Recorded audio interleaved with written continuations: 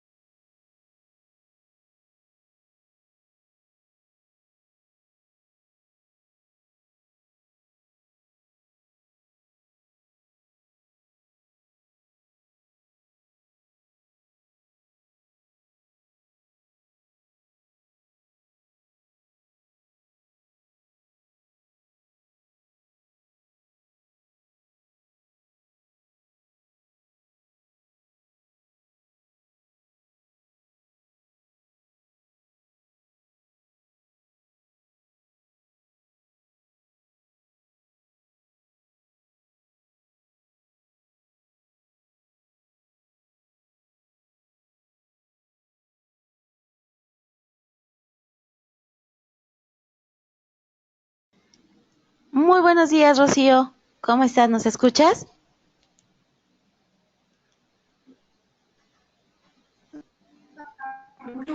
Buenos días, Dianita. Sí, te escucho. Perfecto, Rocío. Si te parece bien, damos inicio con la conferencia. Sí, claro. Gracias. Muy buenos días, queridos idontonautas. Les saluda su amiga Diana Montoya desde el aula virtual de inteligencia dental. El día de hoy con una interesante conferencia patrocinada por nuestros queridos amigos de Cabo Care, a quienes les damos la más cordial bienvenida. Es un gusto para mí presentarles a la doctora Rocío Ramírez. Ella es coordinadora de asuntos clínicos para Cabo Care. Muy buenos días, Rocío, bienvenida. Dejo a los idontonautas contigo. Muchas gracias. Gracias, Dianita. Buenos días, queridos idontonautas. Buenos días, doctor Jorge Ochoa. El día de hoy es un placer tenerlo aquí en el aula virtual de inteligencia dental, presentando la conferencia Técnicas actuales en conformación de conductos radiculares. Como bien lo comentaste, Dianita, es una conferencia patrocinada por Cabo Care. Esperamos que toda la información que nos va a proporcionar el doctor Jorge Ochoa les ayude para tener una mejor práctica en su consultorio. Muchísimas gracias, doctor Jorge Ochoa. Bienvenido.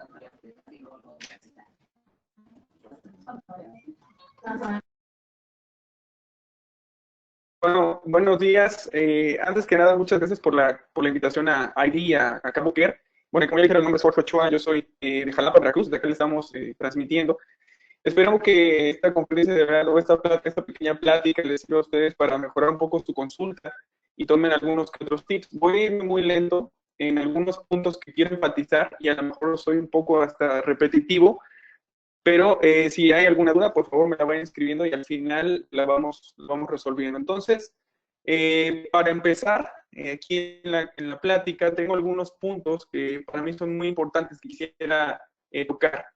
Para empezar, lo que vamos a ver en esta plática son bases biológicas. Yo creo que sin ellas no podríamos fundamentar nuestra práctica. Entonces, vamos a ver un poco de biofilm, de estos conceptos actuales que están sonando mucho, sobre cómo se comunican estas bacterias. De ahí, un poco de anatomía. También voy a hablar para mí es importante ver la anatomía porque estoy buscando, no sé qué estoy haciendo. Entonces, va muy de la mano con la magnificación. La magnificación, recuerden que nosotros trabajamos sobre estructuras pequeñas, por lo tanto es importante, no nada más en endodoncia, sino también en el ámbito de la odontología, la magnificación, ya sean lupas, microscopio, lo que ustedes quieran. El uso de ultrasonido también, que es importante para la limpieza y la conformación de los conductos. Y por último, instrumentos rotatorios, que es el último punto que voy a tocar en la conferencia. Entonces, comenzando, quiero poner una diapositiva acerca de la complejidad del sistema de conductos radiculares. Yo sé que todos los que hacemos entonces estamos bien conscientes de esto. Esto es bien importante. Vean cómo a veces llegamos a foros y nos dicen, es que nosotros podemos, perdón, a veces en foros nos critican mucho, y más los implantólogos. Nosotros no esterilizamos conductos, pero sí bajamos la carga microbiana porque sabemos de biología. Entonces, la biología es lo que nos va a llevar al éxito de nuestra práctica. Ahora, como les decía, si nosotros tenemos buenas bases biológicas, entonces vamos a poder resolver casos como este, que para cualquier otro colega podría decir, no, es muy fácil hacer esto, pero realmente si nosotros conocemos lo que decía al principio, anatomía, y tenemos buenas bases biológicas, podemos saber cómo lograr el éxito en estos casos, ¿no? Que aparentemente podría ser muy fácil, pero vean, esto es un Microcity de Marco Versiani. ¿Cómo podemos llegar a limpiar esa zona apical donde encontramos deltas, apicales, conductos accesorios, etcétera? Entonces, va muy de la mano la evidencia más la tecnología. Eso va muy, muy de la mano. Entonces, es lo que quiero enfatizar en esta plática. Ahora, esto es lo que nos trae a nosotros aquí y nos tiene reunidos. He estado escuchando Force, en donde he estado metido, en endodoncia latina, nosotros latinos, etcétera. Y la verdad es que hay que tener en cuenta que la mayor parte de nuestros casos la etiología son bacterias. Sin embargo, no hay que tener de lado, por ejemplo, las fracturas, las formación de cracks, bacterias extrarradiculares, pero bueno, en su mayoría son bacterias. Entonces esas bacterias se agregan, se coagregan y se forma esto que se conoce como biofilm. El biofilm está totalmente anclado a la pared dentinaria debido a esta colonización que se comienza por bacterias gram positivas, que son tipo planctónicas, empiezan a secretar sus proteínas y glucopolisacáridos, y entonces empiezan a crear este medio favorable para una coadhesión. Y después ellas empiezan a comunicarse, de ahí viene la razón biológica, por qué en farmacología ahora ya estamos reduciendo ese tiempo de 5 a 7 días del fármaco, porque sabemos que el antibiótico no puede entrar al conducto y matar a las bacterias. Entonces, lo que tenemos que hacer nosotros es destruir esas bacterias por medio de nuestros instrumentos rotatorios, desorganizar ese biofilm y también hacer un espacio para que penetre el irrigante y termine de matarlas y bajar la carga microbiana. Como yo decía, hay zonas que la naturaleza nos impide llegar, pero si nosotros basamos, como les decía, por eso decía que voy a enfatizar mucho esa parte de combinar la evidencia más la tecnología, y entonces seguramente tendremos éxito. Ahora, esto es lo que les decía, así se ve el biofilm, es un artículo de Ricucci, así se ve el biofilm bien anclado a las paredes, y como les decía, estas bacterias se están comunicando, esta comunicación se llama quorum sensing. Esas bacterias se están comunicando constantemente y están pasándose información a través de sus pilis, y están diciéndoles qué antibióticos y qué sustancias también entran y empiezan a crear resistencias cuando precisamente nosotros somos nobles con estas bacterias. Entonces, de ahí viene otra razón biológica de por qué en retratamientos debo ser lo más agresivo posible y entrar con hipoclorito a mi concentración de 5.25 para no darles una probadita a estas bacterias y se hagan resistentes, y no bajar el hipoclorito sodio, por ejemplo, solución de Milton o de Dakin. Esta es otro corte histológico de Ricucci, en donde ustedes pueden ver estas zonas que son bien difíciles de llegar, bien difíciles, y precisamente en los istmos de molares mandibulares, yo lo que trato de hacer es, siempre que puedo meter un instrumento, lo hago. Y entonces lo que hago es meter un instrumento de acero inoxidable, ya sea una lima 8 o una lima 10, y me ayudo mucho con un contraángulo que ahorita les voy a mostrar. Ahora, si ustedes quieren saber un poquito más de biofilm, si les interesa más saber cómo es la organización de estas bacterias, les recomiendo leer este artículo. Vean, este artículo es de Endodontic Topics, que descanse en paz. El journal ya no lo tenemos a la mano, pero hay muy buenos artículos que están disponibles todavía en este journal, en la red, desde el 2004. Y este es otro muy nuevo que les quería yo mostrar. De hecho, apenas mi maestro, Jorge Vera, apenas estaba publicando que fue aceptado en el journal.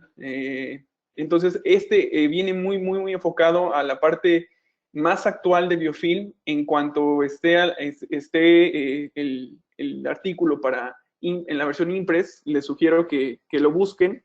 Es muy bueno para informarnos un poquito más de biofilm. Entonces, aparte del biofilm, vean, esto es lo que les decía, las complicaciones que ya trae la anatomía propia. Vean la cantidad de foraminas que nos presentan en este corte histológico, casi ya a nivel apical, y los conductos que no son circulares, sino son ovales y tienen sus ramificaciones como lo que les decía. Entonces, esto va complicando cada vez más nuestro tratamiento. Entonces, por eso es importante, como les decía, el uso de ultrasonido. Aquí vamos a entrar el uso de ultrasonido. Afortunadamente tenemos la ventaja de que nuestro cuerpo es nuestro mejor aliado, nuestras defensas. Vean este caso, en donde el retratamiento comienza. ¿Cómo llega el retratamiento? La lesión que está aquí abajo, esta es la radiografía inicial. Al hacer el retratamiento en la radiografía final, se queda un instrumento, pero acuérdense que nosotros estamos desinfectando y bajando la carga microbiana. Si yo ese instrumento lo dejo aquí, pero logro desinfectar muy bien el conducto, tenemos, aunque sea un caso de necrosis, tenemos un porcentaje más o menos de 85 a 90% si estamos llegando a un instrumento final, que es el que se nos queda aquí en el conducto.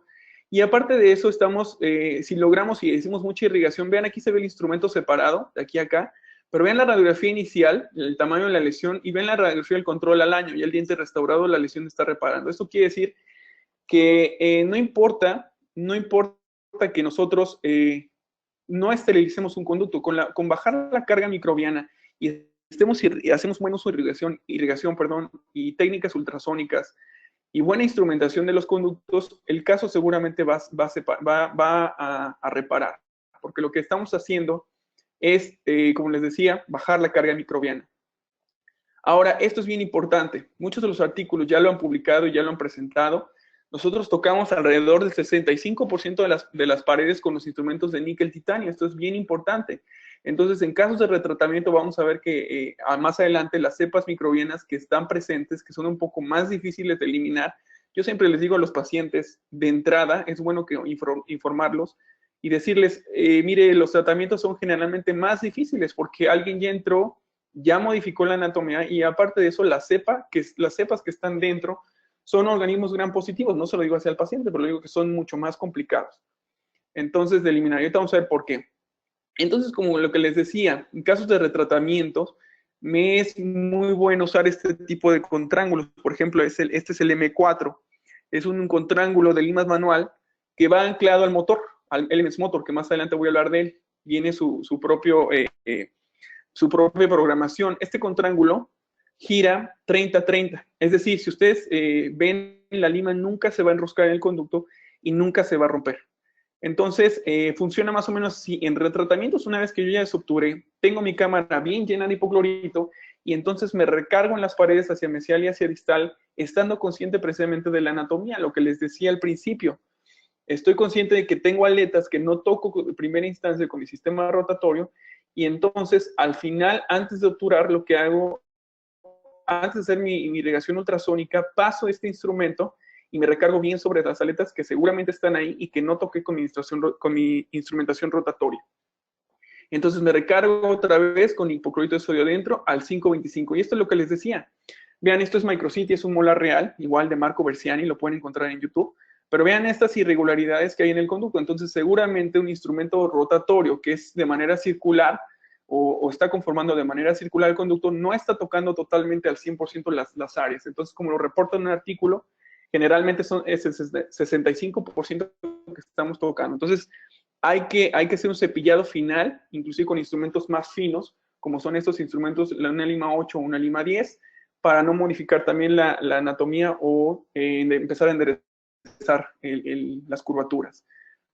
Ahora, esto es lo que les decía, vean, Robert Love, de Odontic Topics, igual en 2004, reporta ya los microorganismos del retratamiento. Son gran positivos, facultativos anaerobios, bien difíciles de eliminar, ya que por su estructura, precisamente por su estructura anatómica, por cómo está conformada la bacteria, aquí está, tiene mucho más cantidad de peptidoglicano, o sea, mucho más pared, por lo cual lo hace que sean mucho más resistentes. Inclusive estos pueden estar sin comida por años y en cuanto encuentren comida empiezan a duplicarse. Entonces es bien importante que nosotros utilicemos otra vez hipoclorito al 525. Ahora les voy a decir, estas son las cepas, la vamos a encontrar en periápice, por ejemplo, son bien difíciles, son colonias que no puede degradar el sistema inmune y entonces empiezan a formar lesiones ya a nivel extraradicular, son bien difíciles y solamente por cirugía podemos entrar. Entonces, esto es importante porque vean las resistencias que están formando este tipo de bacterias y la que más me preocuparía son resistencia al hipoclorito de sodio, es lo que les decía. Lo mismo que está pasando en farmacología. Nosotros estamos dando dosis altas de fármacos, estamos dando esquemas de 5 a 7 días para algo que nosotros podemos entrar y quitar el factor etiológico. Inclusive, en medicina ya también lo están haciendo. Están haciendo esquemas de 3 días a 5 días en pacientes con neumonía. No sé cuál sea su fundamento, pero está funcionando. Entonces, nosotros que estamos entrando a quitar el factor etiológico, deberíamos de dar nada más 3 días a pacientes comprometidos o hasta que se dé el síntoma. Y esto es lo que les decía, resistencia al hipoclorito de sodio, no bajar el hipoclorito de sodio al 0.5 o a 1%, porque ahorita vamos a ver un artículo que hay marcas de hipoclorito de sodio que vienen rebajados. Entonces, si nosotros lo rebajamos más, ¿cómo estamos seguros que estamos metiendo realmente hipoclorito de sodio y no solución salina al conducto? Entonces, le estamos dando una probadita a las bacterias de lo que estamos metiendo para que ellas crean resistencia. Entonces, de primera instancia, la razón biológica de por qué otra vez hacer un retratamiento con hipoclorito al 525 son por precisamente que sabemos que las bacterias se están comunicando.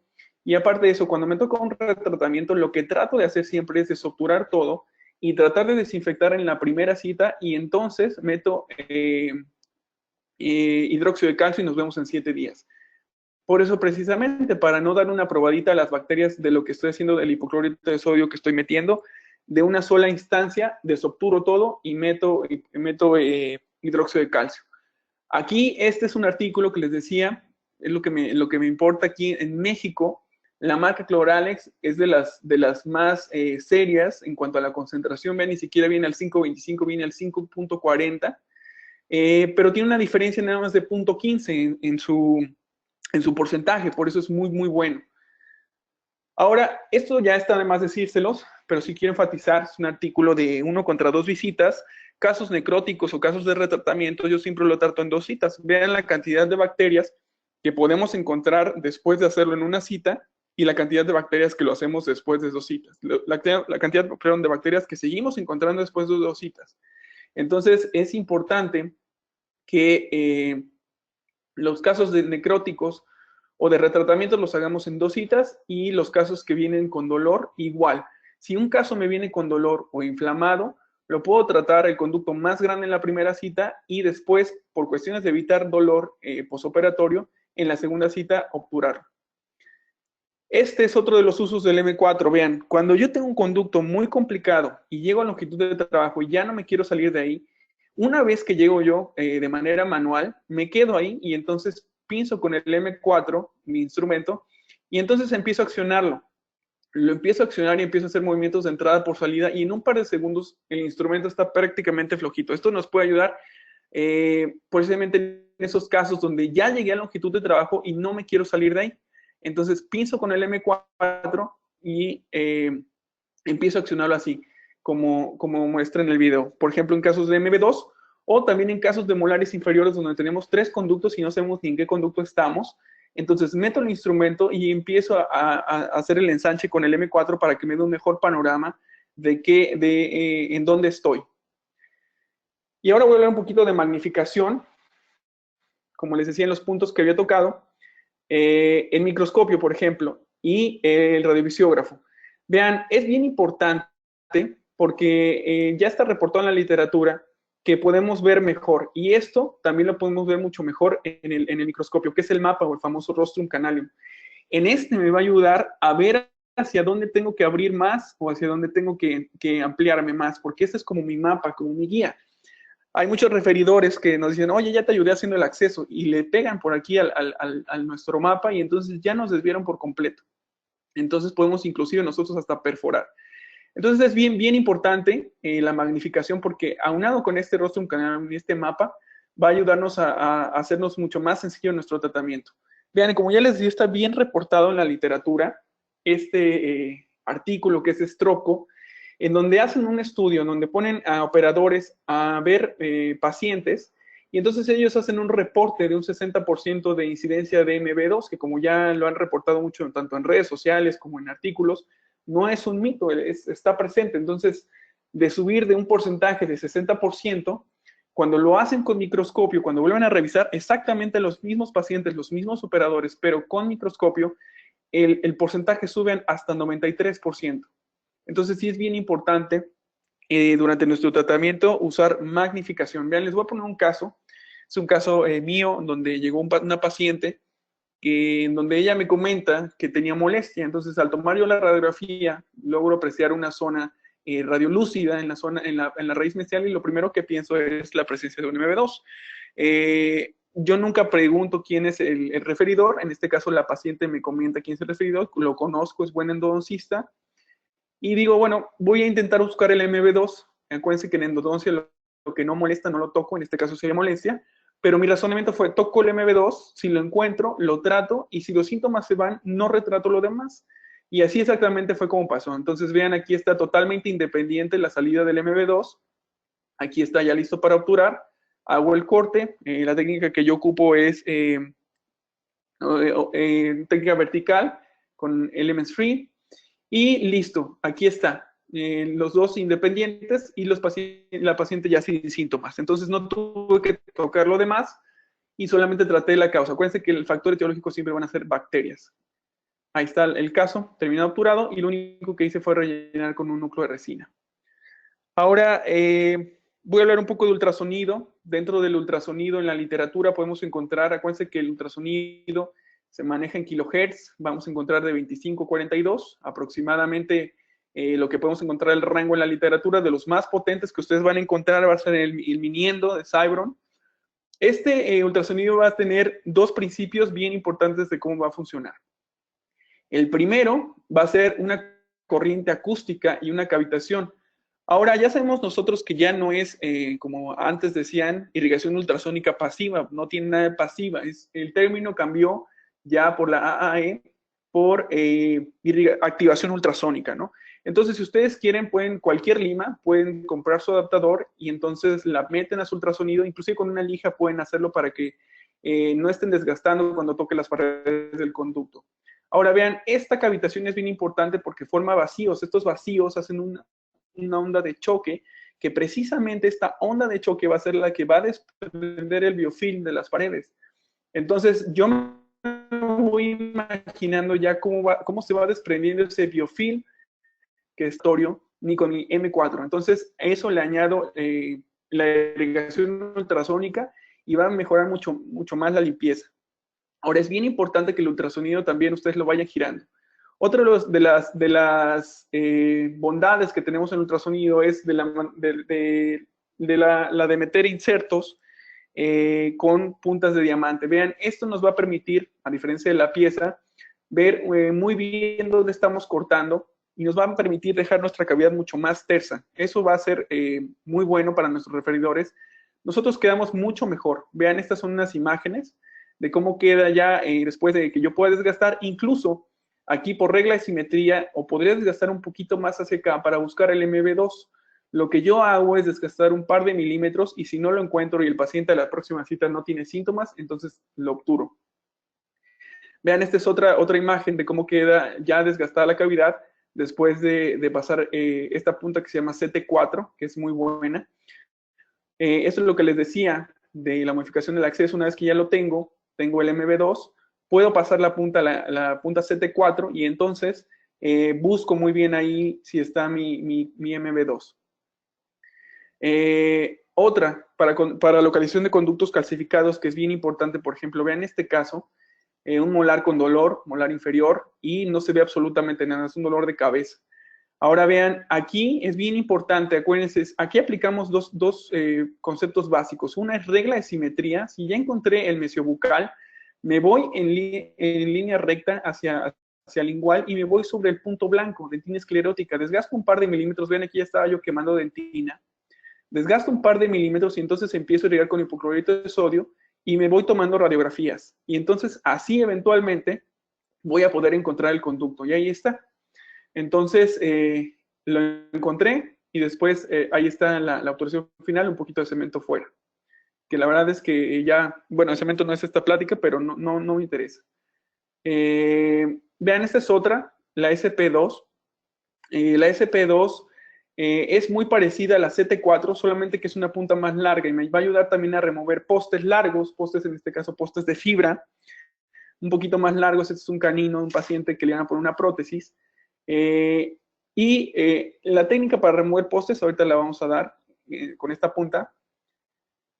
Esta es otra de las virtudes o de las bondades. Una vez que ya empiezo a alisar las paredes con esta punta, me sirve para comenzar mi desinfección y me logro meter un poquito más en los conductos y empiezo a desgastar ese tercio cervical, donde acuérdense que en las técnicas actuales es la técnica crown down, donde estamos eliminando bacterias desde el tercio cervical.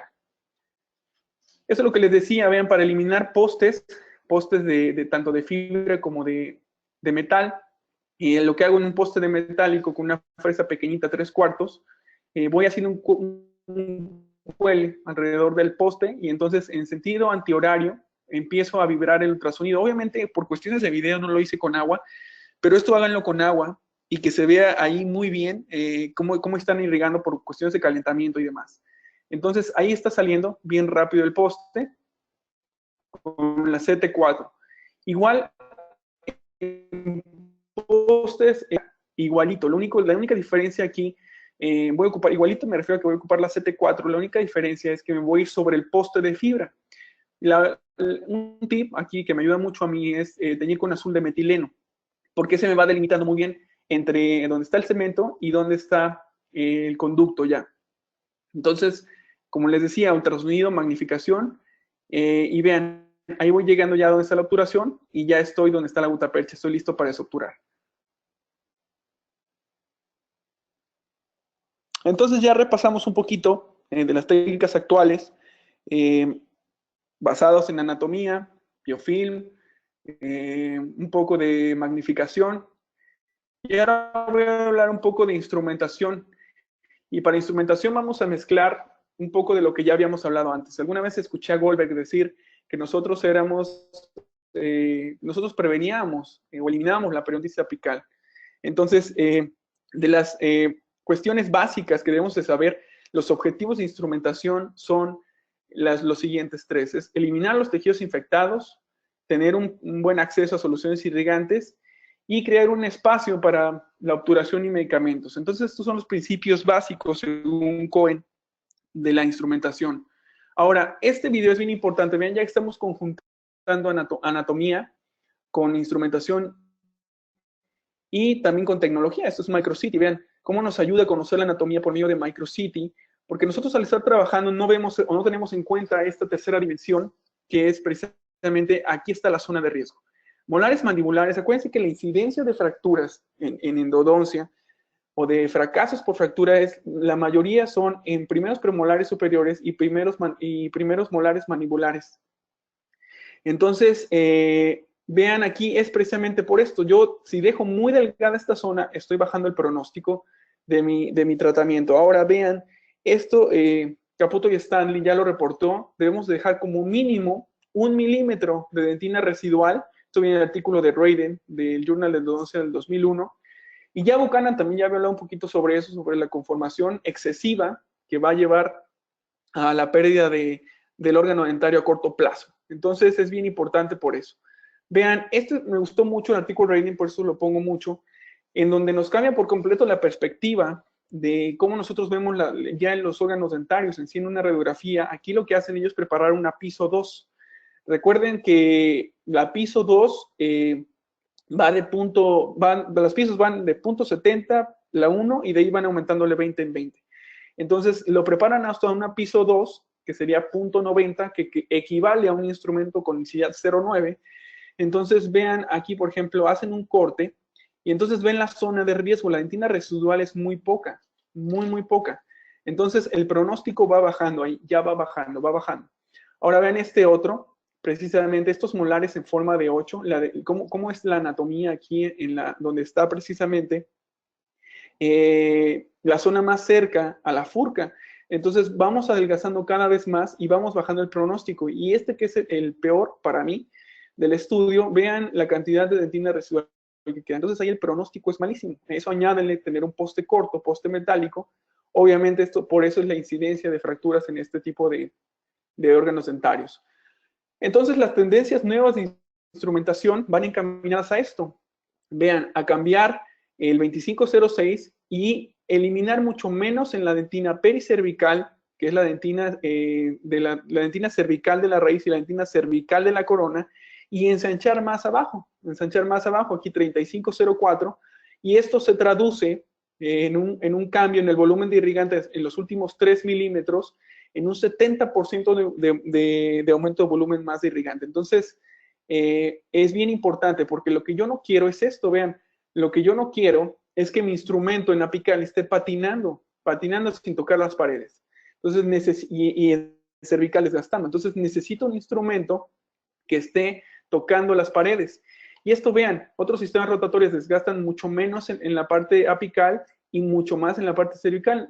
Inclusive, o sea, podemos no tomar un combin y podemos verlo por radiografía. Vean, este sistema, que es el TF Adaptive, que yo ocupo, vamos a platicar un poquito de él ahorita. Vean lo delgado que se deja aquí y el ensanche apical perfecto. Entonces, lo que necesito aquí para que para que el irrigante pueda llegar a tercio apical. Y este es otro, vean, los premolares que ya habíamos visto, recuerden, este Vean el ensanche que se ve radiográficamente aquí y el ensanche que se ve acá con las TF, mucho más conservador, ¿no?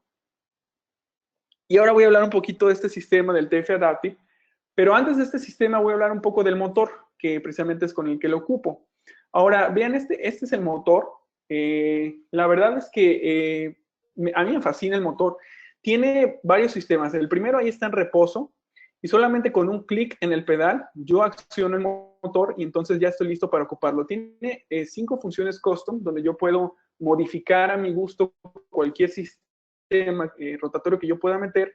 La función de Lightspeed, que ya está en México, que regresó. El M4, del que hablamos hace rato. K3 y K3XF para los que son amantes del K3 y también para el TF normal. Aquí está. Y el TF Adaptive, que es el TF Adaptive es, fíjense que cuando salió, confundió mucho, porque como en esta función no se puede editar, a veces me han preguntado, oye Jorge, el TF Adaptive me gusta mucho, pero no tengo el motor. ¿Puedo ocuparlo sin el motor? Sí se puede. Sí se puede en la función del TF normal, pero ahorita vamos a ver qué es lo que pasa. Entonces, vean, la función del TF adaptivo, la parte de la función adaptativa, el motor va a girar 600 grados conforme al reloj, en sentido horario. Entonces, el movimiento reciprocante va a ser 370 y va a regresar 50. Y este movimiento reciprocante se activa cuando el instrumento se atora dentro del conducto, precisamente. Entonces, vean, esto es de Philip Slayman, no es mío, pero vean cómo tiene una micropausa. A los 600 grados se hace una micropausa.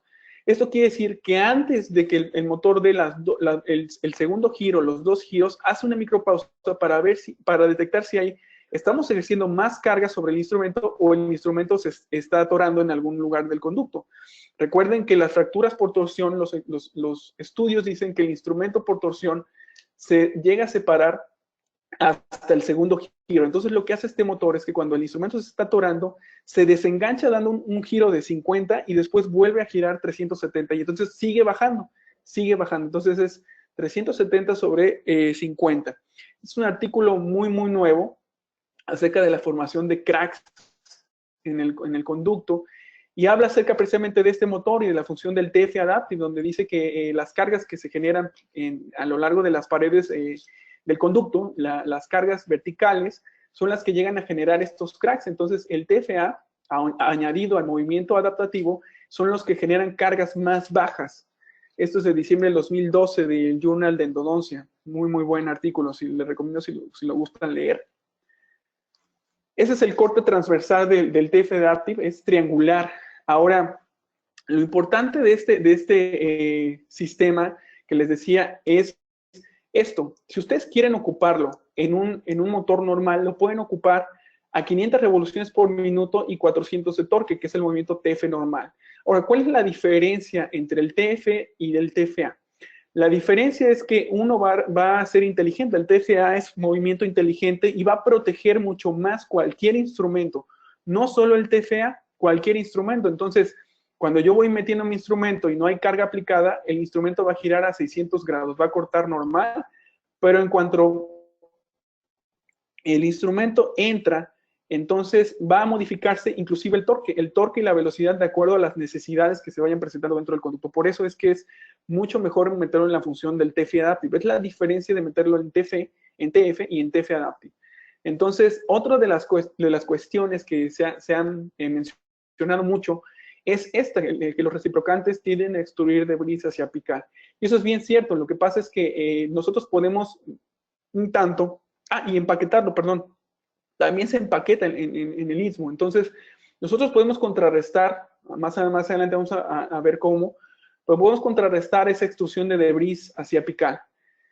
Ahora, el TF, vean, se encuentra en 23 y 27 milímetros, lo cual me gusta muchísimo, porque los de 23 milímetros me facilitan mucho meterlo en un molar mandibular, un segundo molar mandibular que un paciente no abre mucho, meto uno de 23 milímetros y me siento muy, muy cómodo. Entonces, vean, el TF lo vamos a encontrar como un semáforo verde, amarillo y rojo. El verde va a ser de una banda y el amarillo, el de una banda, ahorita vamos a ver la secuencia, pero van a ser los small para conductos pequeños. Y el de doble banda van a ser para conductos que ya tengan conicidad, por ejemplo, un conducto distal de un inferior o un conducto palatino superior. Entonces, precisamente la secuencia va a ser esta. Vean, si una lima 8 o una lima 10 se me entra muy dura o muy difícil, me cuesta mucho negociar ese conducto, entonces, en cuanto yo tenga holgada la lima 10, me voy a la 15, esté holgada la 15, entonces estoy listo para meter el SM1, SM2 y SM3. Esa es la secuencia. Otra vez, si mi instrumento me cuesta negociarlo, una lima 8 o una lima 10, entonces estoy listo para meter una lima, estoy listo para meter el sistema de una banda. Si mis instrumentos, como por ejemplo el 15, me queda flojo, entonces mi secuencia va a ser hacia las de doble banda, hacia las de doble banda. Estos son los rangos, lo que me gusta mucho. Vean lo conservador que son estos instrumentos en cervical y lo que estamos desgastando. Ya estamos llegando hasta una lima 35 en apical, que es muy, muy bueno, precisamente para que el irrigante pueda llegar hasta allá. Ya está reportado en varios artículos que necesitamos mínimo una 35 hasta una 40 para que el irrigante pueda realmente llegar a apical. Ahora ven, este es lo único que trae conicidad 0.8, pero es lo que les decía, este instrumento solamente lo meto en un conducto que ya me está dando la conicidad y ni siquiera casi estoy tocando las paredes en cervical, como el 2508. Ni siquiera lo estoy tocando porque ya es hasta nivel cervical. Entonces no hay ningún problema. Pero vean este ML3 5004, está siendo muy conservador en cervical y está llevando una lima 50 en apical, lo que es muy, muy bueno. Y esto es lo que les decía, mínimo, como mínimo, una 35 en apical a 40 para asegurar que la irrigación esté llegando realmente, el irrigante está bajando hasta apical y no se forme esta burbuja. Ahora, esto es bien importante, la fase R. Muchos me han preguntado, ¿qué es la fase R? Miren, en la fase R, lo que hacen en este instrumento, a diferencia de otros que los trabajan por electropulido, este instrumento lo que hacen es que lo calientan, elevan la temperatura. Esa es fase R. Cada casa comercial no nos dice su secreto, pero por ejemplo hay M-Wire, fase M-Wire. Esta es fase R. Eso es un tratamiento térmico. En fase austenítica lo calientan y una vez que lo calientan, entonces empiezan a doblarlo. Por eso se llama twisted file, porque está doblado. Eso quiere decir que cuando yo esté instrumentando, después de cierto número de casos, o si tengo un conducto muy curvo, el instrumento puede salir desdoblado. Eso quiere decir que eso no quiere decir que ya se va a desechar, o que ya no funcionan, y que no va a seguir cortando. Al contrario, es por su manufactura.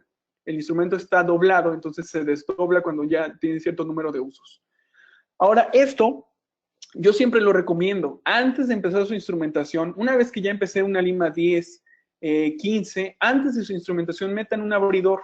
Les va a dar mucho mejor control y ya viene reportado en los artículos. Yo ocupo los de K3XF, el 2510 y el 2508, perdón. Vean, estas son las bondades de meter un abridor. Me va a permitir que tenga mucho más control en el tercio apical, evitando errores de procedimiento, como transportación de conductos, y va a permitir que tenga buena patencia. Eso es importantísimo, la patencia, porque la patencia va a evitar, el estar haciendo patente nuestro conducto en la instrumentación, va a evitar que se empaquen debris en apical y evitar esta extrusión que va a provocar dolor en el paciente después de la consulta. Ahora, esto también es bien importante. En este sistema rotatorio no es importante no hacer movimientos de picoteo ni usar presión. Por lo mismo que tiene este movimiento TF Adaptive, el movimiento TF Adaptive solito nos va llevando hacia apical, solito nos va llevando.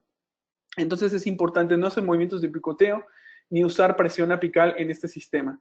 Ahora, este es un artículo, vean, bien padre, que lo empezamos a ocupar apenas, empezamos a filmar unos videos de Gianluca Gambarini, en donde habla sobre el efecto de bajar cepillando el instrumento. Entonces vamos recapitulando. Una vez que meto 8, 10, 15, me voy con un abridor 25 de K3XF, 2510 o 2508. Y entonces, cuando voy a meter mi primer instrumento, que en este caso sería el verde, porque es la secuencia verde, amarillo y rojo, el primer instrumento, todos los instrumentos los voy a meter cepillando. Y entonces eso va a eliminar el factor de fatiga cíclica, va a reducir el factor de fatiga cíclica en el instrumento. Entonces, el primer instrumento en nuestra secuencia va a ser el verde. Entonces, vamos a entrar cepillando, ya sea un conducto pequeño o sea un conducto mediano grande. vamos a elegir la de una banda o la de doble banda. Entonces va a ser un movimiento controlado y vamos a entrar cepillando y se va a ver más o menos así. Vean, ahí está el conducto, ya metí el abridor y entonces voy a recargarme contrario a la zona de riesgo que es la furca, contrario a la zona de riesgo, voy bajando hasta que llego a longitud de trabajo. Cualquier instrumento, doctores, cualquier instrumento rotatorio que ustedes ocupen, no hay razón para mantenerlo a longitud de trabajo. Una vez que llego a longitud de trabajo, me voy saliendo de igual manera, cepillando y lo saco. Entonces, una vez que llego a longitud de trabajo, me salgo y entonces vuelvo ahí está otro video. Una vez que llego a longitud de trabajo, me salgo de igual manera cepillando contra la furca. Ven, este es un MB2. Ustedes saben lo difícil que es negociar estos conductos y vean lo fácil que baja aquí el instrumento, que es el SM1. Igual, cepillando, me voy cepillando y voy saliendo de la misma manera. Acuérdense siempre de tener irrigante, siempre hipoclorito de sodio, y está ya el caso total, está instrumentado todo. Siempre lleno de hipoclorito de sodio, que acuérdense que también me va a servir como lubricante dentro de mi instrumentación. Entonces siempre la cámara llena de hipoclorito de sodio. Ahora, ya estoy listo para pasar a la SM1, entonces me paso a la SM2. Si es un conducto, como ya habíamos quedado, mediano largo, entonces ocupo sería la ML2, igual hasta longitud de trabajo, y voy cepillando. Esto es bien importante. Si yo siento que mi instrumento no baja, no hago presión apical, los saco, limpio las aspas con una gasa y en una segunda intención seguramente ya llegué a longitud de trabajo. Ahora es importante, vean, como les decía, este es un semáforo, verde, amarillo y rojo. En el amarillo, en este punto, yo decido si mi instrumentación se queda hasta aquí o sigo hasta el rojo. Aquí puedo decidir que mi secuencia ya está completa o bien puedo seguir al rojo dependiendo cuál fue mi primer instrumento que me ajustó en el conducto. Si es un conducto demasiado curvo y mi primera lima fue una 6, yo me quedaría hasta un SM2. Pero si mi primera lima fue una 15 y entonces decidirme por los de doble banda, o me quedo en una ML2 o sigo hasta una roja. Y este es igual, voy cepillando hasta que llego a longitud de trabajo y entonces de ahí me salgo. No hay ninguna variación en el cepillado. Y esto es lo que les decía, para mayor ensanchado me voy a una SM3 o una ML3, dependiendo del conducto, como ya habíamos quedado, hasta llegar igual hasta longitud de trabajo. Las limas TF Adaptive se ocupan en el movimiento TF Adaptive. Entonces habíamos quedado que la parte de movimientos reciprocantes van a empaquetar de bris. Entonces vamos a la última parte, en donde vean, ya voy por mi última parte del instrumentado, como vean qué sencillo, llego a longitud de trabajo y ahí me quedo. Perdón, y ahí salgo. No tengo por qué mantener el instrumento más tiempo, pero acuérdense siempre irrigar entre paso y paso. Ahora, después de terminar con mi SM3 o ML3, la roja, lo que voy a hacer es cambiar al movimiento. Estábamos en el movimiento TF Adaptive, cambia el movimiento TF normal, que es el movimiento rotatorio continuo, y entonces lo que voy a hacer va a ser un breve cepillado con hipoclorito dentro, como alisando con una Hedstrom, hagan de cuenta así.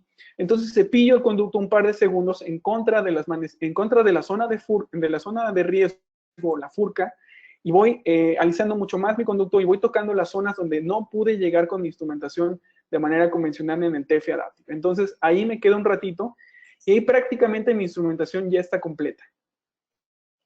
Ahora, esto es bien importante, lo que les decía, eso nos va a ayudar a remover los debris en las aletas y aparte esto háganlo siempre, ya está totalmente comprobado que el mantener la patencia nos va a ayudar, a eliminar la burbuja que se forma en apical y la otra a eliminar el debris que se va empaquetando en apical. Entonces es muy bueno mantener la patencia y lo único que hay que hacer es salirse un poquito más con la lima 10 como se ve ahí en el video. Ahora, quiero que vean este caso. Este caso realmente en boca lo estamos viendo así. Lo estamos viendo, realmente así es la angulación que lo tendríamos en boca, ¿no? Entonces vean cómo una SM2 va a entrar. Por eso es que es bien importante tener presentes todos estos conceptos. Una SM2 va a entrar y vean las curvaturas que va a tomar. Ahí está la primera. Hay que eliminar ese triángulo siempre de dentina, acuérdense eliminarla para que entre lo más recto posible. Desgraciadamente en boca el paciente está abriendo y tenemos esta inclinación, no la inclinación que vemos en la radiografía.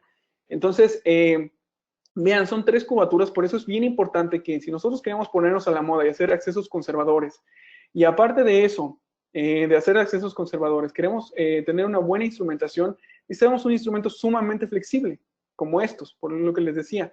Vean las curvaturas que toman y lo bien que me permite instrumentar. Es un caso del TF Adaptive. Vean, y este por último, bueno, es uno de los últimos artículos que les voy a presentar. Habla acerca de la velocidad y de las cargas que se generan, como ya lo presentaba en el motor, las cargas que se generan o el estrés que sufre la pared cuando estamos instrumentando con otro sistema rotatorio. En este artículo comparan el TFA y el TF Adaptive con el ProTaper Next y ProTaper Universal. Y vean, en segundos es mucho más rápido instrumentar con el TF y tenemos mucho menos presión a nivel de las paredes. Entonces, este artículo, acuérdense que nosotros nuestra práctica siempre la debemos basar en evidencia. Entonces, no es que diga Jorge Ochoa, no es que diga Jorge Vera, no es que diga, sino eso ya está revisado por un comité científico. Y entonces nosotros estamos basando nuestra práctica, y estamos basando nuestra práctica en evidencia, acuérdense, en ciencia, perdón, porque evidencia puedo encontrarme algo en Facebook y entonces es mi evidencia. Entonces tiene que ser la práctica basada en ciencia. Y vean, estos son el estudio comparativo que les digo es TFE contra ProTaper, y en el estudio los resultados es que es mucho mejor instrumentar con TF, y hay que tener cuidado con las cargas que se ejercen dentro de la pared, porque recuerden que eso puede dar la formación a futuros microcracks. Este es otro, en donde comparan, este es del 2014, en donde comparan sistemas reciprocantes. Vean, comparan el Way One Goal, Reciproc, y comparan TF Adaptive. Entonces, estos son los 3 cortes. El que mejor mantiene la curvatura y centrado el canal va a ser el TF, que es el inciso A. De ahí, este es el Reciproc, y por último el Way One Goal. Entonces, en la conclusión de ese estudio es el que menos modifica, y eso lo hacen igual con Microcity, el que menos modifica la estructura del conducto es el TFA. Esto es algo que hemos estado haciendo, un poco habla con Jorge Vera y Marino Vázquez, y acerca del chip space. Buchanan lo define como el espacio que hay entre el aspa de corte y la zona de riesgo. Entonces, ¿qué me permite este chip space? Ya para terminar, este chip space me permite tener un control sobre mi instrumento, es decir, que yo dirija mi instrumento hacia dónde quiero cepillar y hacia qué paredes quiero dirigirme, y no que el instrumento me dirija a mí, porque entonces me estoy acercando a la zona de riesgo y entonces estoy metiendo instrumentos demasiado cónicos que no me están respetando esa zona de riesgo, y entonces eso me hace obviar todo eso que hemos estado hablando al principio, conocimientos de anatomía, conocimientos precisamente de bases biológicas, de por qué la incidencia de fracturas de estos molares. Y bueno, ya como conclusión, quería redundar en todo lo que hemos hablado, quería volver a enfatizarlo, y lo que quería decirles sobre conclusión es, si nosotros juntamos la evidencia más la tecnología, vamos a llegar seguramente a un éxito. La tecnología y la ciencia no están peleadas, así que seguramente vamos a tener buenos resultados si mezclamos ambas partes. Por mi parte sería todo. Si ustedes tienen alguna duda o quieren algún artículo les interesó, se los puedo enviar con mucho gusto. Estos son mis datos. Y bueno, no sé, ahorita vamos a ver si hay algunas preguntas, si tienen dudas. Vamos a ver ahorita. Muchísimas gracias, doctor Ochoa, por esta interesante información que nos compartió el día de hoy. Agradecemos a nuestros queridos amigos de Cabo Care por esta conferencia, y a ustedes, queridos idontonautas, les recordamos que con su conexión en la plataforma se acredita directamente su CADI, y a quienes nos siguen vía Facebook les pedimos por favor ingresar a www.inteligenciadental.com/CADI. En este generador ustedes van a poder acreditar su CADI, podrán actualizar sus datos e igualmente podrán imprimir sus CADIs acreditados. Doctor Ochoa, si le parece bien, continuamos con la sesión de preguntas y respuestas.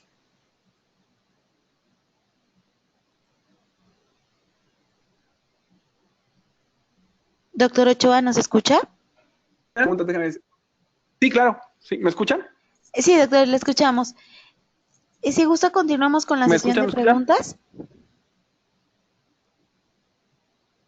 Claro que sí. Vamos a ver las preguntas que hay por aquí. Es que algunos son saludos. Bueno, ok.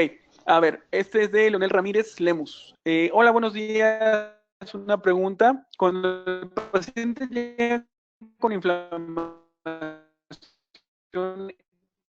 e infección, después de hacerle el tratamiento, ¿es recomendable cerrar sin obturar para después obturarlos con todo día? Gracias. Y Leonel, mira, por lo general, cuando un paciente llega con inflamación e infección, lo que hago yo es desinfectar en la primera cita, hacer mi instrumentación completa, a eso me refería, le dejo hidróxido de calcio y a los 7 días yo lo veo. 7 días, acuérdate del artículo de Sjogren, en donde él habla acerca de la eficacia del hidróxido de calcio, con 7 días basta para lograr una buena desinfección y entonces a los 7 días ya estoy listo para obturar. Si el paciente obviamente no tiene síntomas, obturo. Y si el paciente me regresara con síntomas, lo que hago es volver a cepillar con mi último instrumento, en este caso si fue la SM3 o la ML3, y activar ultrasonido. Y entonces le doy una tercera cita igual a los 7 días con hidróxido de calcio.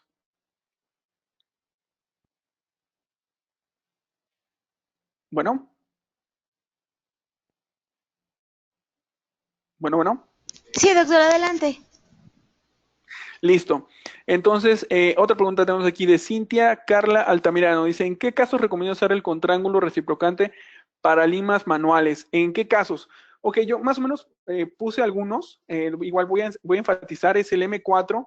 Y yo lo recomiendo mucho, por ejemplo, en casos donde... eso se me olvidó decirlos. El fabricante dice que con este podemos negociar conductos. Sí es bien importante, Cintia, que con este sepas, la negociación de conductos se hace de manera manual. Entonces, ya una vez que tú estás negociando el conducto, yo generalmente pongo EDTA en la entrada, EDTA en gel, y entonces voy negociando con una lima 6, una lima 8. Y una vez que ya llego a longitud de trabajo y ya no me quiero salir, entonces pinzo la lima con el contrángulo en conductos complicados de negociar, lo recomiendo. Precisamente en premolares inferiores, donde tengo una anatomía compleja, donde no sé ni en qué conducto estoy, empezar a ensanchar con este contrángulo es una maravilla.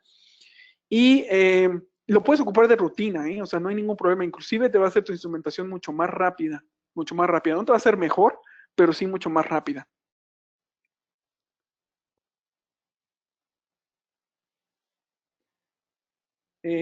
A ver, tenemos otra. Perfecto, vamos a ver. Gracias por los tips. Pues me parece que ya. Ok, maravillosa plática. Muchas gracias a todos por sus bonitos comentarios. Déjenme ver. No pude ir el inicio.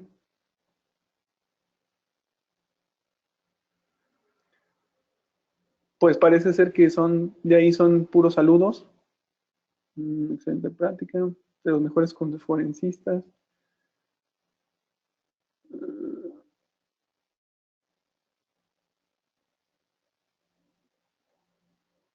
Híjole, pues me parece que son todas las preguntas, de ahí son aquí. Sí, aquí, este es otro. Me preguntan que si el hipoclorito de sodio en tratamientos vitales siempre al 5.25. Sí, yo la verdad es que siempre lo ocupo, Oscar Díaz, perdón, es para Oscar Díaz. Sí, siempre lo ocupo al 5.25. La verdad es que a mí se me hace bien complejo eso de bajarlo de, de porcentaje, por lo mismo que te decía Oscar, no sabemos realmente en qué porcentaje venga el hipoclorito de sodio. En este caso, en conductos vitales, lo que te ayuda a hacer es, aparte de eliminar las pocas bacterias que haya, si estamos hablando de son vitales, a degradar tejido pulpar. Entonces, es bien importante que sí lo ocupes a la concentración de 5.25, entonces, no bajarlo, esa es la idea.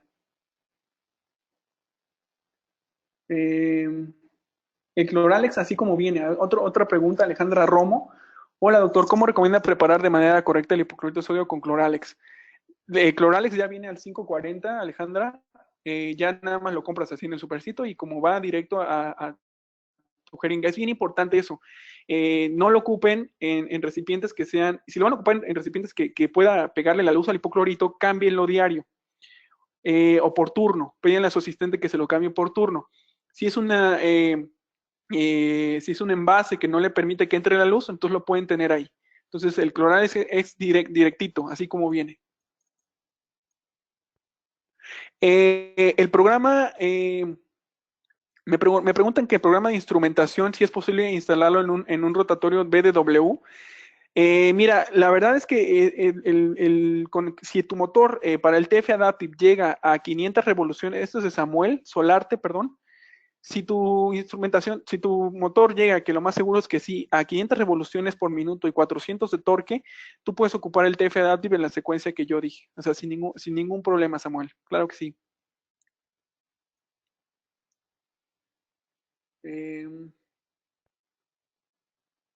Sí, aquí hay otra.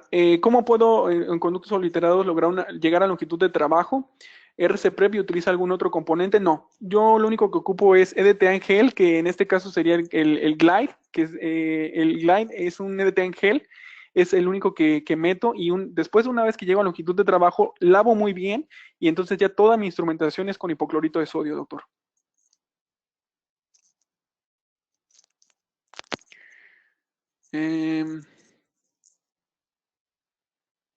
Aquí otro doctor, Raúl Porras, ¿qué recomienda con biodentín en endodoncia? Realmente el biodentín lo ocupamos para sellar perforaciones, lo podemos ocupar en cirugía periapical y lo podemos ocupar igual en casos de resorción, donde queremos preparar la zona y poner ahí biodentín.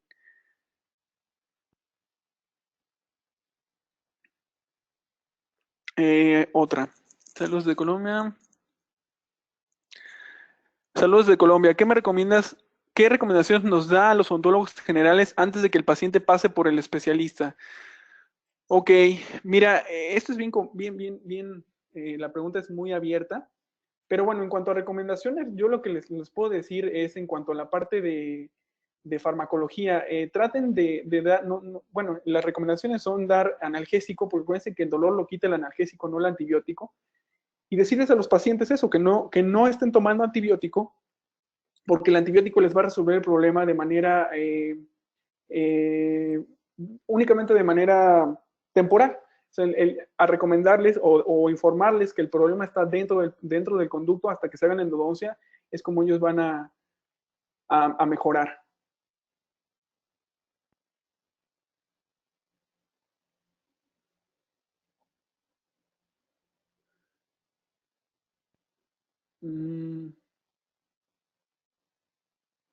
Otra, buenos días, Sheila.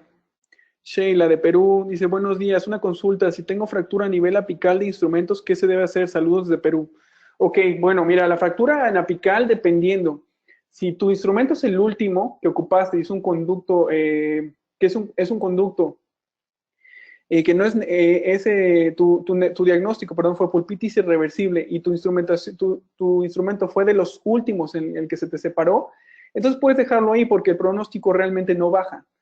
Si otro escenario sería, por ejemplo, si tienes un conducto necrótico y fue de tus primeros instrumentos, lo más seguro es que tengas que hacer cirugía periapical, o bien si el conducto te lo permite y no hay una curvatura que te impida sacar el instrumento arriesgando ya o comprometiendo la pieza dentaria, puedes intentar sacarlo. Pero si ya es un conducto, si ya se te quedó a nivel apical y es un molar mandibular y ya estuvimos hablando un poquito de zona de riesgo, entonces yo lo que hago ahí es desinfectar lo mejor que puedo hasta donde puedo llegar, hasta donde me lo permite, y entonces checar, ver si el paciente tiene síntomas. Y si el paciente tiene síntomas, entonces eventualmente tengo que programarlo para cirugía. Eso sería la respuesta.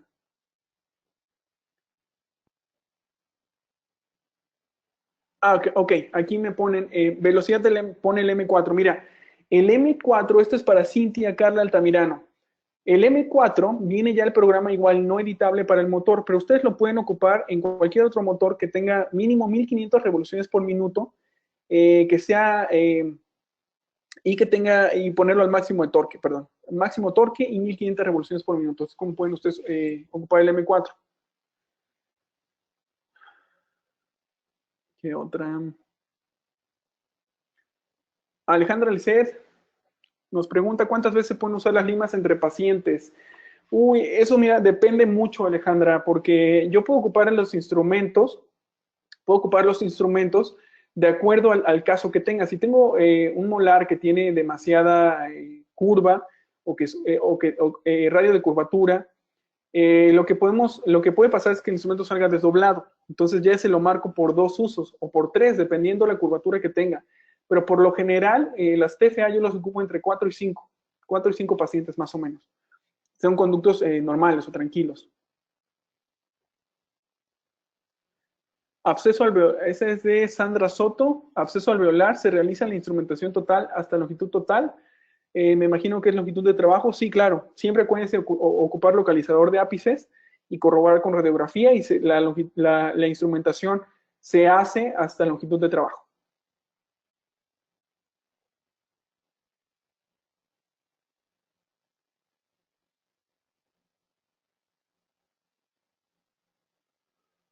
Me parece que ya son todas las preguntas.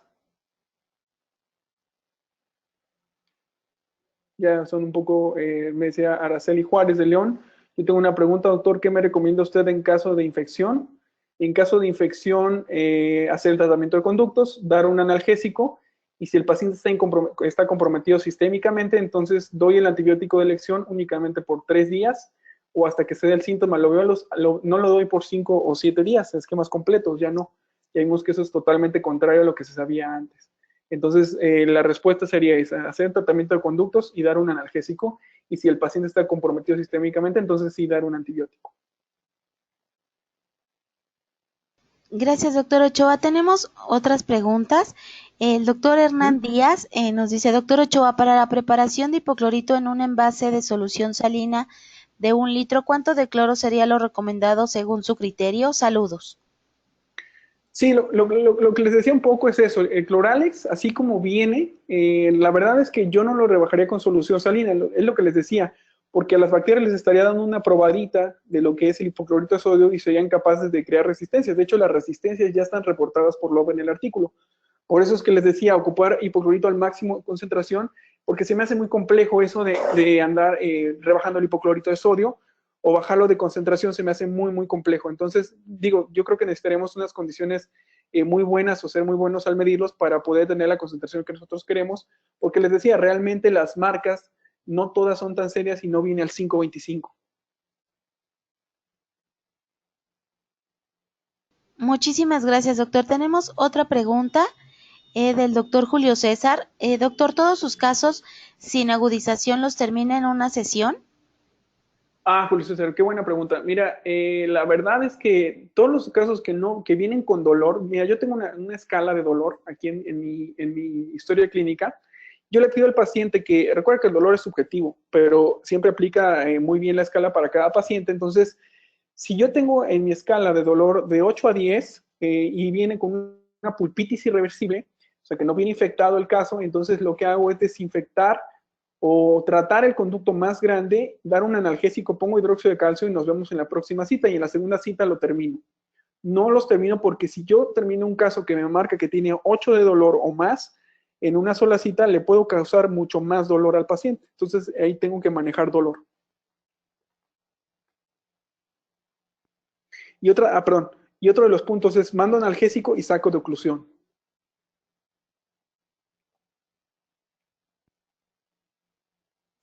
Gracias, doctor. Tenemos una pregunta de la doctora Liliana Pacheco. Buenos días, ¿Sí? doctor Jorge. ¿Es posible instrumentar un conducto calcificado en paciente de 80 años? Gracias. Hola, Liliana. Mira, la verdad es que sí es posible. Recuerda los artículos, por ahí tengo un artículo en donde menciona que siempre, aunque se vea radiográficamente, se vea el conducto totalmente obliterado, va a haber un espacio que sí se puede, que nosotros debemos contemplar, por ejemplo, en pacientes grandes o pacientes. Recuerda que la edad del paciente no es igual a la edad del diente. Eso es bien importante, porque un diente joven podría ser un diente viejo. de acuerdo a los procedimientos que se le hayan realizado sobre él. Entonces, si el conducto realmente está obliterado, radiográficamente se ve así, podrías encontrar también con magnificación y técnicas ultrasónicas el conducto. Si ese es el diente que realmente te está dando el problema, entonces puedes ocupar magnificación y ultrasonido. Y en caso de que tú no llegaras a encontrarlo y sigue el problema, entonces yo me iría por la cirugía periapical.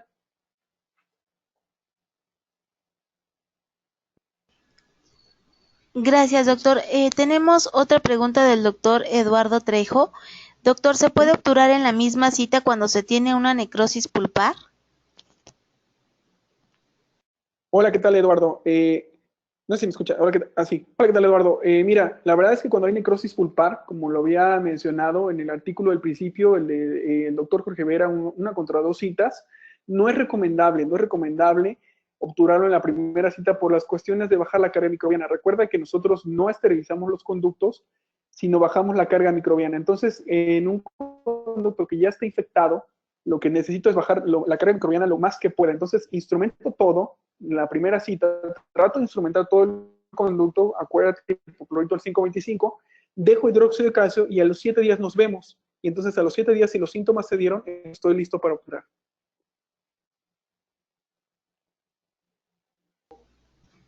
Gracias, doctor. Tenemos otra pregunta del doctor José Barrios. Buenos días. En el caso de un paciente que no cede al tratamiento de endodoncia presentando dolor, ¿se puede apoyar con antibiótico? ¿Cuál sería? Gracias. Mira, hola, ¿qué tal? Mira, la verdad es que cuando el tratamiento no cede por la endodoncia, el dolor, yo ya me iría por otras cuestiones. Ahora, ¿por qué? Por lo que les decía, el factor etiológico siempre van a ser bacterias, siempre van a estar dentro del conducto. Y eso es bien importante. Algunos pacientes después del tratamiento de conductos pueden presentar molestia. ¿Cuánto? De 2 a 3 días hasta 2 semanas, lo reporta la literatura, por todo el procedimiento que nosotros hacemos. Cuestión de desinfección, muchas veces un poco de irrigante se pasa, un poquito de un sobreinstrumentado. Eso es muy normal, pero cuando el paciente después del tratamiento de endodoncia, yo estoy seguro que tuve patencia apical, que llegué con mi instrumentación hasta longitud de trabajo, y entonces el paciente sigue reportando dolor, una de dos. O me voy a cirugía, pues acuérdense también de no descartar en diagnóstico dolores de tipo no odontogénico. Y hablar de tipo de dolor no odontogénico, también el tipo de dolor odontogénico podían checar si hay fracturas, hacer cirugías exploratorias, inclusive si es un retratamiento, ver si el diente tiene fisuras, ya no fracturas, son fisuras, porque una fisura podría provocar también molestia.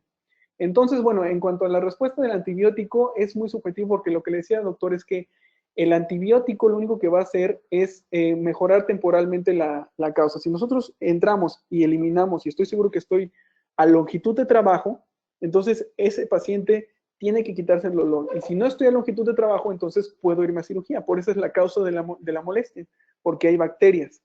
Entonces, no sé si contesté la respuesta, bueno, si le di respuesta a su pregunta, pero sí, o sea, yo no ocuparía antibiótico para dar como una solución.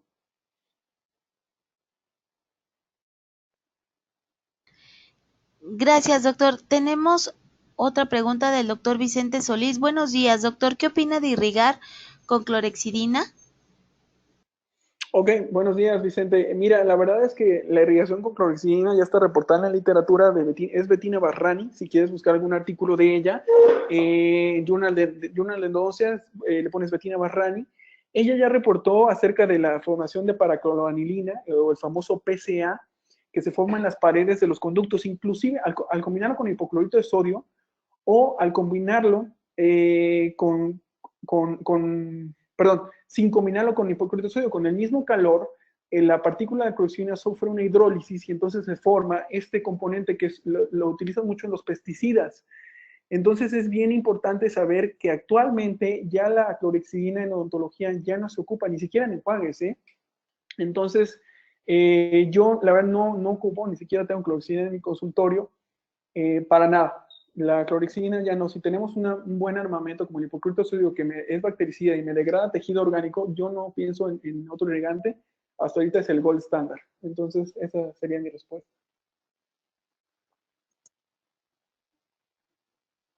Gracias, doctor. Tenemos una pregunta de la doctora Sonia Arredondo.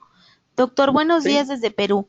En caso de aún presentar el mal olor, ¿es recomendable aún dejar en la medicación intraconducto o ya hacer la cirugía, estando la pieza asintomática?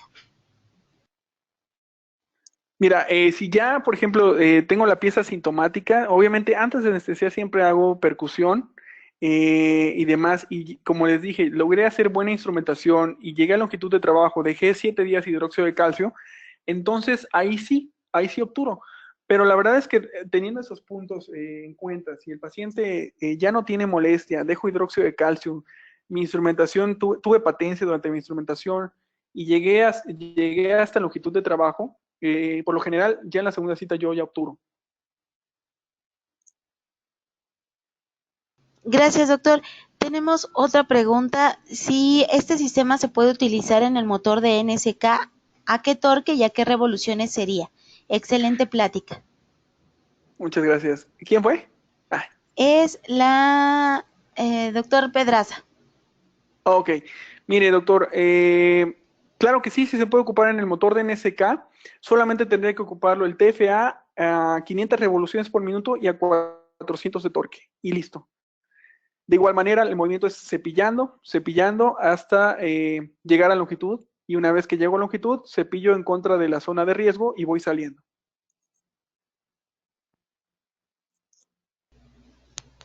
Perfecto, doctor. Tiene muchas preguntas aún y muchas felicitaciones por la excelente plática. Agradecen mucho la información, doctor. ¿Le parece bien si estas preguntas se las hacemos llegar por correo electrónico?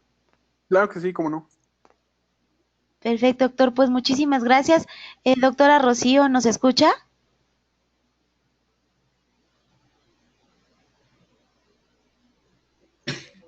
Bueno, Te escuchamos, Rocío. ¿ahí me Adelante. escuchan, Dianita? Sí. Muchas gracias. Pues bueno, antes que nada, agradecer al doctor Jorge Ochoa por tan interesante conferencia. La verdad espero que haya sido, que haya habido muchísimos tips para mejorar su consulta para todos los odontonautas. Agradezco también a cada uno de los odontonautas por haberse conectado. Agradezco a Inteligencia Dental por el espacio que nos brindaron en el aula virtual. Eh, para nosotros, para Cabo Quer, es un honor siempre participar con todos ustedes. Muchísimas gracias, Diana, doctor Jorge. Gracias a todos ustedes los que estuvieron escuchándome. Espero que haya sido un poco de provecho su mañana y les mando un fuerte abrazo a todos. Cualquier duda que tengan, les reitero mi correo, mi Facebook, ahí les puedo contestar o mandar los artículos que ustedes crean que son necesarios o que les haya interesado durante la plática. Muchas gracias. Muchísimas gracias a nuestros queridos amigos de Cabo Quer. Gracias, doctor Jorge Ochoa, por esta interesante información. Le enviamos un fuerte abrazo hasta Jalapa. Muchas gracias. Gracias a ustedes, queridos odontonautas, que se conectan de todo nuestro país y de países hermanos latinoamericanos. Fue un verdadero placer recibirles el día de hoy en esta, su aula virtual I+D en el ciberespacio. Les agradecemos mucho su tiempo, confianza y preferencia. Nos encantará encontrarles próximamente en esta, su aula virtual, para que disfruten de las interesantes conferencias que tendremos en vivo. Se despide su amiga Diana Montoya, que tengan una excelente tarde. Hasta la próxima.